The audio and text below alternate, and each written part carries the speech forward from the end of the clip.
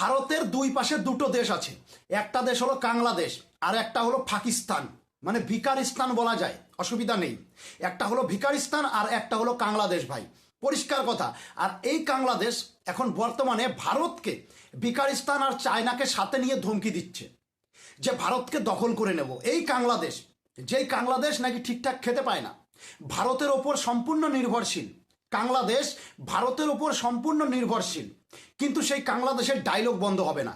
যখন তখন বলবে কলকাতা দখল করব, যখন তখন বলবে সেভেন সিস্টার নিয়ে নেব, আলাদা করে দেব, এই ধরনের কথাবার্তা, হায়দ্রাবাদ নিয়ে নেবে, কাশ্মীর নিয়ে নেবে, এই বাংলাদেশ বলে। যেই বাংলাদেশকে ভারত চালায়, ভারত খাওয়ায়, ভারতের ওপর ডিপেন্ডেন্ট সম্পূর্ণ। আর আমি বারবার সেই কারণে বলেছি এই বাংলাদেশিদের বিশ্বাস করার কোনো প্রয়োজন নেই, এরা খুবই বেইমান ভাই, এরা খুবই বেইমান বাংলাদেশিরা।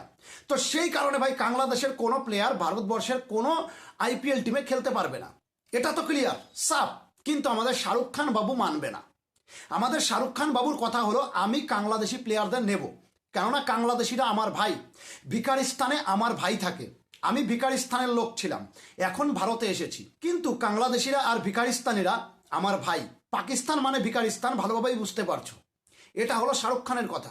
আমাদের অক্ষয় কুমার কি বলেছে, যে ভাই কোনো কথা হবে না, বাংলাদেশের কোনো প্লেয়ার যেন ভারতের আইপিএলের কোনো ক্রিকেট টিমে খেলতে না পারে।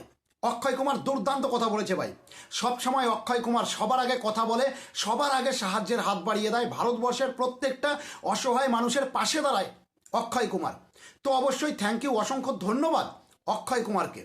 কিন্তু শাহরুখ খানকে আমি একটা কথাই বলবো, ভারতবর্ষে থেকে ভারতবর্ষের মানুষ তোমাকে এত বড় সুপারস্টার বানিয়েছে, কিং খান বানিয়েছে ভারতবর্ষের। এত বড় সুপারস্টার শুধুমাত্র ভারতবর্ষের মানুষের কারণে হতে পেরেছ, আর এখন তুমি বাংলাদেশিদের সাহায্য করছো। বাংলাদেশি প্লেয়ার মুস্তাফিজুর রহমানকে 9 কোটি টাকা দিয়েছো, মানে মালগুলো সেই 9 কোটি টাকা নিয়ে ভারতের বিরুদ্ধে ব্যবহার করবে, এই কথা বলেছে অক্ষয় কুমার। দুর্দান্ত কথা বলেছে ভাই অক্ষয় কুমার, দুর্দান্ত কথা বলেছে। তবে সবচাইতে বড় কথা, বাংলাদেশকে কোনো ধরনের সাহায্য যেন ভারত সরকার না করে।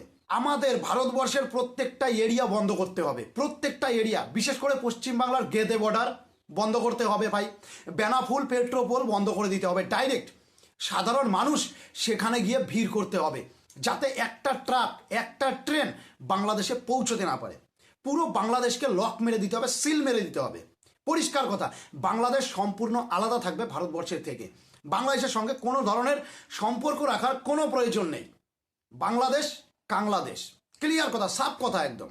ওদের কথাবার্তাই ভালো না, বাংলাদেশিদের একটাই কথা, আর সেই কথাটা হলো যে ভাই হিন্দু শূন্য বাংলাদেশ তৈরি করব, হিন্দু শূন্য বাংলাদেশ তৈরি করব।